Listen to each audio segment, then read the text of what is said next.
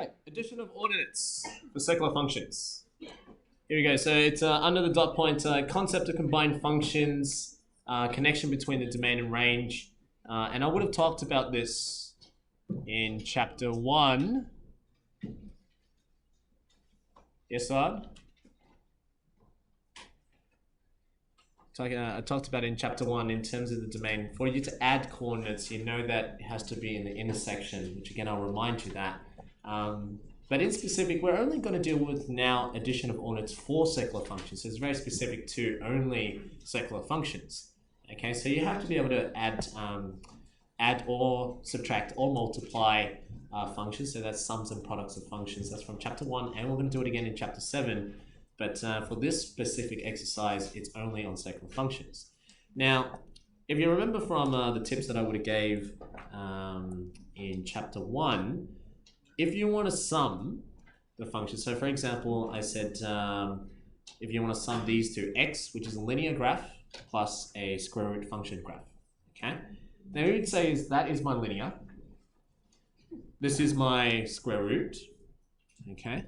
And if we can zoom in, you can see that they intersect, or the square root function actually is a bit larger between 0 and 1, it's slightly larger, and then it intersects at 1, 1, okay? Because root of 1 is 1, and x is 1 as well, right? So when you're actually summing them, what you're actually doing is you're adding the two y values of both functions. You're adding the y value for the linear, and you're adding the y value for the square root function, okay? And because of that, I'm going to write here so that you can see, you are adding the y values for f of x and g of x, where this is linear and this is square root. Okay, so because you're adding that, that means there are certain features that you can look at so that you can estimate what the graph looks like. You see, for me, when I look at it, I already know for the square root function, there is no domain on the left-hand side. No domain for square root of x. So it wouldn't make sense that in my new graph, how am I going to have a coordinate if my square root function doesn't have anything over here? I can't add anything to the blue line. So that means my new graph, my summed graph, should only be on the right-hand side, because this is my square root function. That's the only time you have the same domain. And that's one of the first properties when it came to chapter 1. I said adding your functions, it has to make sense that the domain have to be the same. See, in your textbook, they would say this property. They'd say the domain of f has to intersect with the domain of g. Logically, that makes sense already, because how can you add if they don't both have the same domain? Okay, so if you said f plus g, so f plus g of x, if that's your function, of course, the only way to add is if the domains are the same. That's what it's saying. So logically it makes sense. So logically, I already know my new graph should not have any points on the left-hand side. But what I also can look at, so not only do they have to have the same domain, but the next points are intersection. Where do they intersect? Because at those points, it's so easy to find out where the new coordinate is. Because where they intersect, which is at 1, 1, if they both have the same value at 1, because they both cross it, the same value, they're both 1, 1, well, 1 plus 1, I already know the new coordinate has to be at 2, because it's just 1 plus 1. That coordinate tells me it's going to be 1 plus 1 for both of them. And so my y coordinate, I already know my graph has to be up. And if you follow this concept, you say, all right, well then, what about the point where they start the origin? They're both 0. So 0 plus 0 tells me the new graph has to start at 0. So I already got a sort of an idea already. I already got an idea that maybe it's going to look something like this already. The next thing is, logically, if this is my linear graph, and this is my square root function, if I add these two y values, logically it has to be larger than the blue line. There's no way that this graph can actually cross the blue line, because I'm saying take this y value, which let's say was 10, plus another small value. Of course it's always going to have to be larger. So already, I can already say that it will always follow the linear line but it's always going to be larger, but it's going to follow that linear line because it's always going to be larger. You're always going to take the linear line, which is a y value, plus another y value. Of course, it's going to be larger. And that's why what I'm doing there is I'm just analyzing the graph on certain points. Now, that's what you did in chapter 1. You're going to do it in chapter 7 again. It's going to be exactly the same for circular functions. You're going to identify those key points. Now, if I show you the actual graph, oh, hey, how about that? I drew exactly the same one. That's cool, okay? So if I just remove it all, you can actually see that my prediction of what the graph is, my prediction is started at 0, and I knew adding the intersections had to be 2.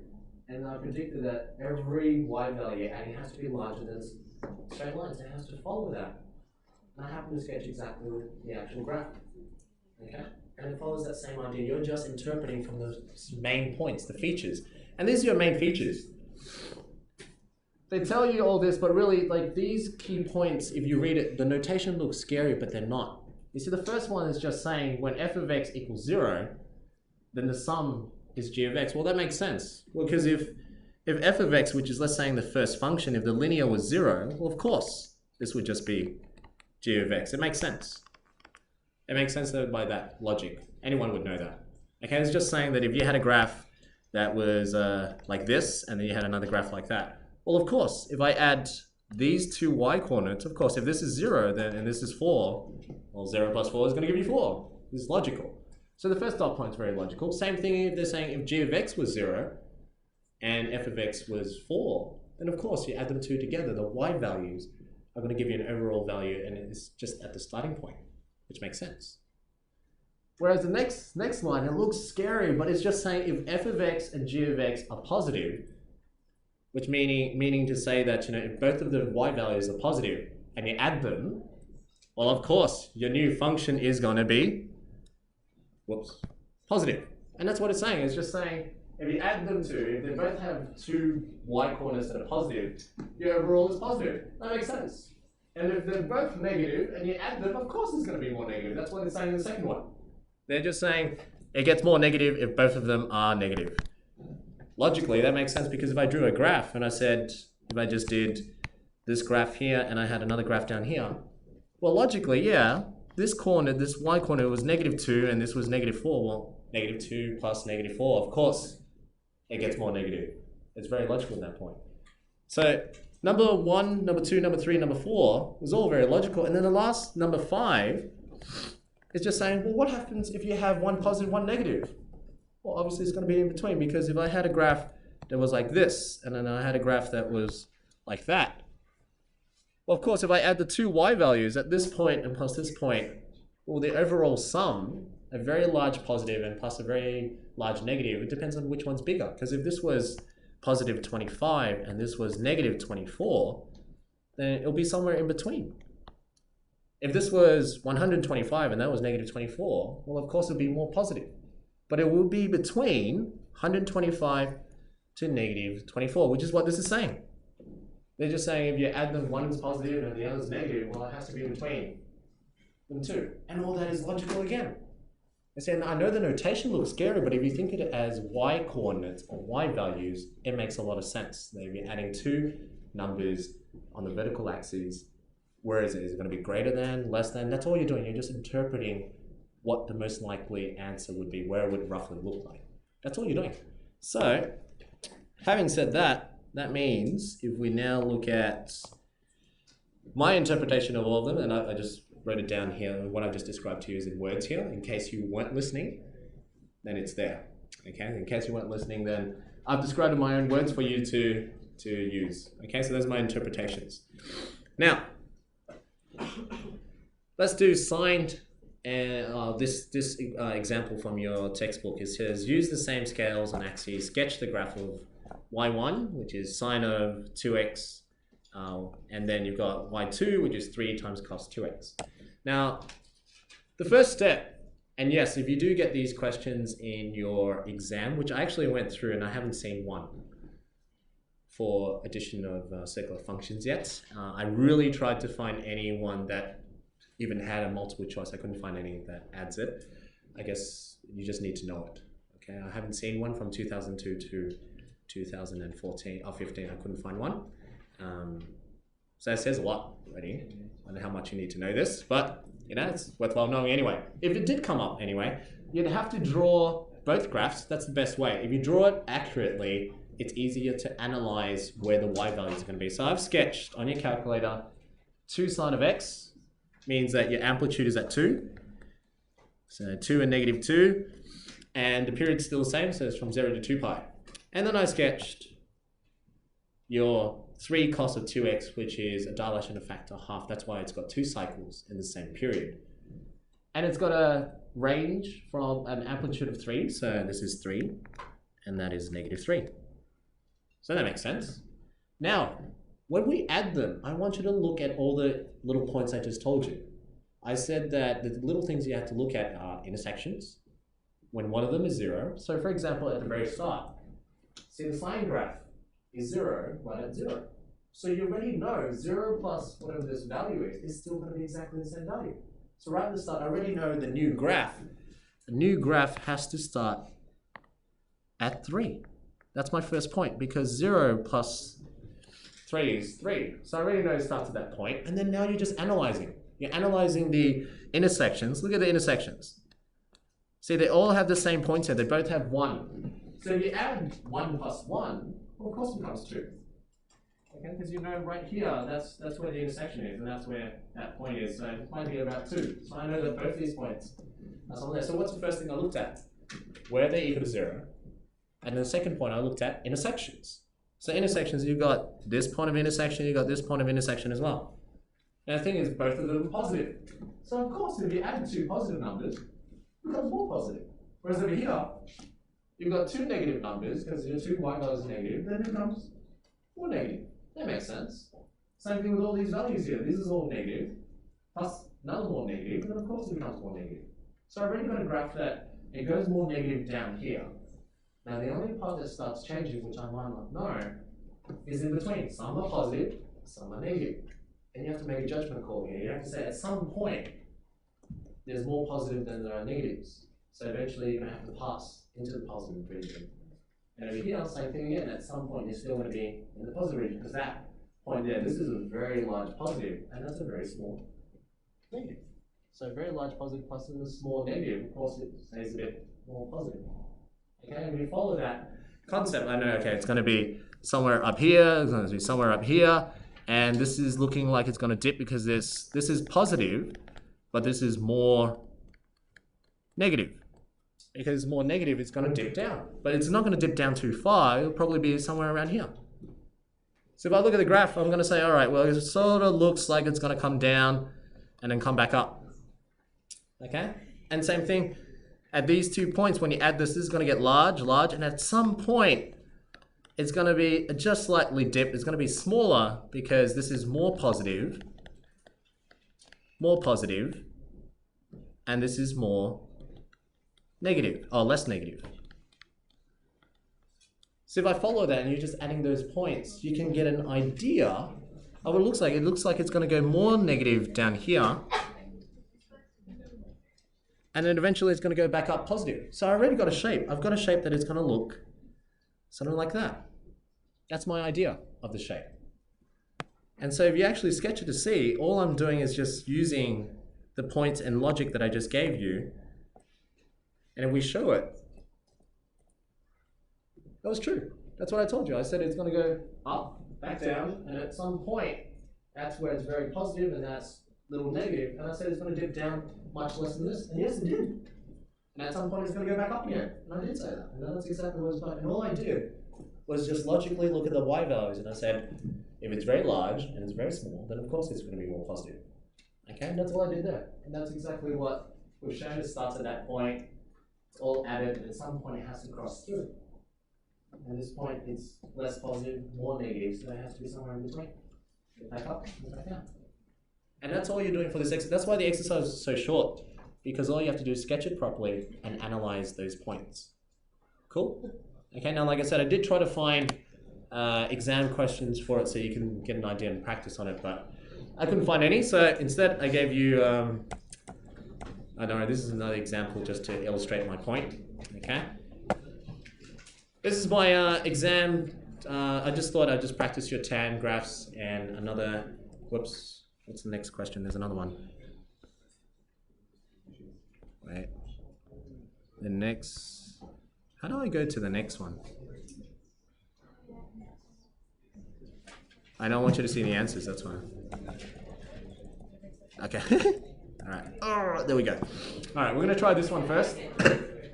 I want you to find, for this graph, the function y equals negative 2 tan of 3x has asymptotes located. So if you remember what I taught you in the last lesson about tan graphs, how to find asymptotes. Asymptotes when tan is vertical. If you think about the unit circle, you can derive the formula. You don't have to memorize it. You don't need to memorize it. If you remember the unit circle, you see tan is just a gradient, and the gradient tells me that you have undefined at every odd pi on 2. That's what I said. I said every odd pi on 2. And the only way to write odds, if you do 2 times something, makes it even, plus 1 multiplied to pi on 2. That's your formula. But remember, the dilation also matters as well. So you have to times that by 1 on n, which gives you this formula as 2k plus 1, which is odd, every odd pi on 2, times by dilation factor of n. So you don't have to memorize this. If you understood what I was saying about tan graphs, then you can just use that formula and derive it. Otherwise, you look at this question in a multiple choice section, you're like, damn. Okay, otherwise you can sketch it.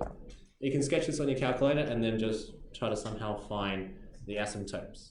Okay, but that is my logic for it. If you understand the unit circle, you can do this question in a jiffy. Okay, so have a go at this one. Have a go. I'm going to give you, I reckon, a minute and a half for this one, and then we're going to move to the next one, which is better. I like the other question better. Okay, so try this one. A minute and a half.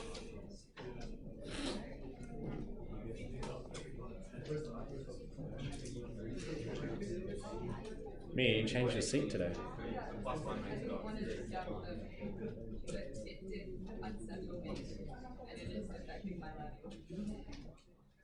Remember his face.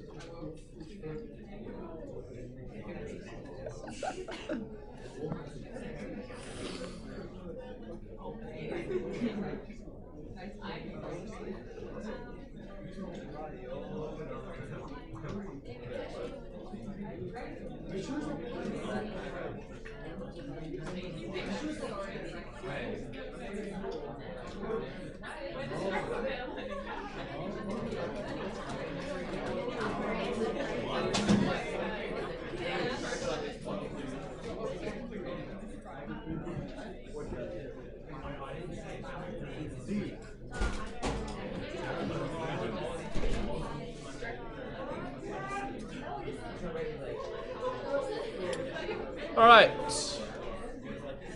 Hands up if you got, your answer is A. Answer is B. Answer is C. I bet you're just waiting until you see the first person put up their hand. You're just gonna copy, aren't you? Answer is D. Answer is E. I'll go back to D again. Answer is D. So what happened with the rest? It's either you don't know how this question came about, or you're too afraid to tell me that you know the answer is D. The answer is D, but again, same thing. The only thing that you had to look at was the n factor. Who cares about the -2? It's a tan graph. Asymptotes won't get affected by that because it's dilation. It just stretches up and down. It's when it moves left and right that you have to worry about. But in this case, it's 3. So that is dilation of factor 2 times 3, which is 6. So you already know it's pi on 6, and you're looking at all this, none of it is pi on 6. So the only thing that could matter is depending on k. No, k can be 0, k can be 1, k can be 2, we don't know, we're going to test it. So I said if k was 0, well 0 times 2, 0 plus 1, it gives me pi on 6. It didn't work, I couldn't find pi on 6. I tried 2. I said 2 times 2 is 4 plus 1 is 5, so 5 pi on 6. I couldn't find it. I tried k equals 1. And I get 3 pi on 6, which is really pi on 2. That is why the answer is D, if you didn't know. Okay? So you see, I'm using the formula, but I'm testing K to find out where my answer is. Cool? Now, next one. I want you to... No! Is the answer there? Oh. Oh. No, that's not good. I wanted you to have a go at this. Have a go and see if you can find out the answer is E.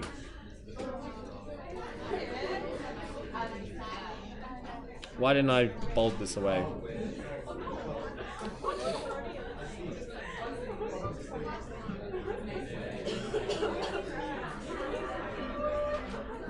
Oh, actually, do have a go at this question. I don't think I've exactly given all of the answer yet. I've given steps and I've hidden the other steps, so you might not actually know what the answer is yet. So, I've given you the first steps on how to figure this out. Figure it out. I'm going to give you, for the same thing, this is about 1.5 to 2. Okay, so I'm going to give you 2 minutes, just the benefit of a doubt. It's 11:23. At 11:25, I want you to get me the answer correctly. Which one of these is correct? Okay, so I've given you the first steps. You can find out the period. You can say it's about 0.4 because you can choose any point. You can look at this point to this point. It's just less than 0.5, so I can say it's about 0.4, roughly. So period's about 0.4 from that point to this point.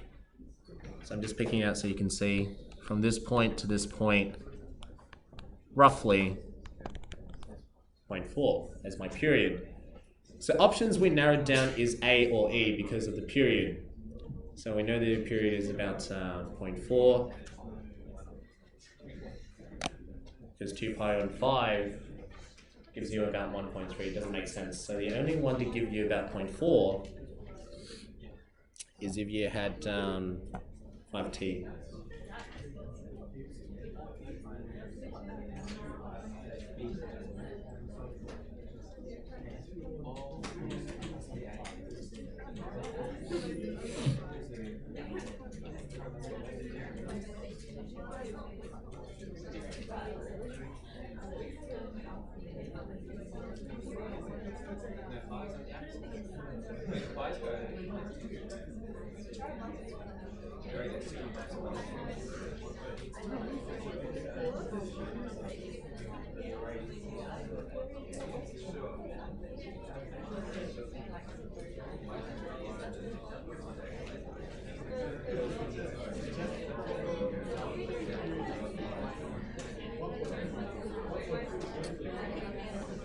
I don't know what I'm writing there. It should be 0.113.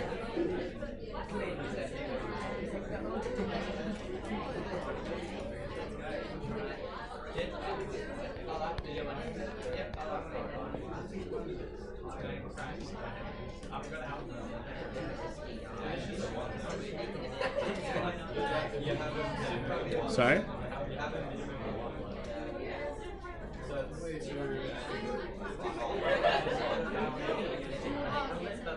Minimum 1.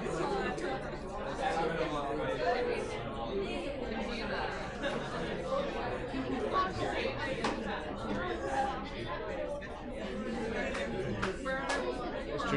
2.5 wavelengths in 1.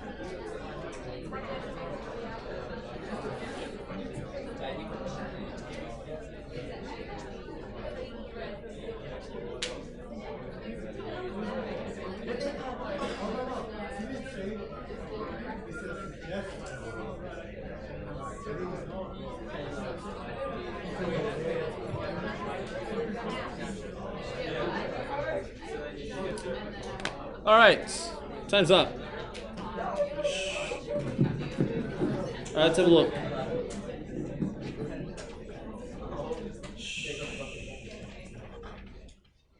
Now, just as Alexi pointed out, which I thought it was much more accurate, I wrote here approximately 0.4, and given all the options, I was saying it had to be 0.4, and it couldn't be 0.4 pi. But what Alexi mentioned, which I think is really good, is that the length of this graph here has a distance of 1. And what you notice is there's 2.5 cycles. That's 1 cycle. That's 2 cycles. And you got half a cycle. So that means it's 2.5 cycles within the distance of 1. So if you want to know the period, it's 1 divided by, that's your total length, divided by 2.5, 2.5. And you can actually work that out and work out the period. Okay, so because of that, you can actually know the period is definitely 0.4. Now, the reason why I suggested E has a period of 2.5, that actually gives you 0.4 pi. You know E can't be it because the numbers here are all non-pi. It's 0.5 and there's 1. So you can already eliminate a couple of the answers out. And whoops, let me just... And so when you have t equals 0, you know that f of 0 equals 3. So that means your maximum is 3 at that point there. Suggested that this is a cosine graph if it starts from this point when t equals 0. So you know that you can eliminate sine, and you know that couldn't be part of the answer. So you're left now with A or C. And you can work out the amplitude because you've got a max 3, minimum -1, so the average is 1. So that tells me it has to shift up. The middle part has to be right here, so it's shifted up by 1. So the only one that tells me that shifts up by 1 is A. Okay? Cool? All right. So that's VCAR 2005, question 10, sorry, and the other one was 2000 something, I forgot. But that'll conclude for today's session. And tomorrow, Wednesday would be the last exercise and application. Okay? It's a bit early, it's 14 minutes left.